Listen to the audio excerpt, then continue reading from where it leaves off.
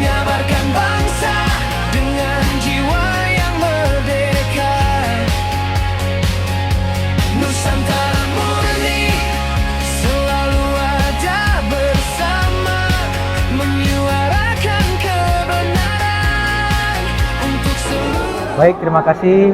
Kami selaku pejabat Kasatreskrim Polresta Denpasar yang baru mohon titip diri untuk kepada masyarakat untuk bersama-sama kita menjaga situasi kondusif yang ada di wilayah hukum Polresta Denpasar sehingga Denpasar bisa lebih aman, lebih terkendali, dan memang ini akan nantinya ya seluruhnya akan berdampak kepada perbaikan ataupun peningkatan ekonomi masyarakat di khususnya di Provinsi Bali. Itu saja.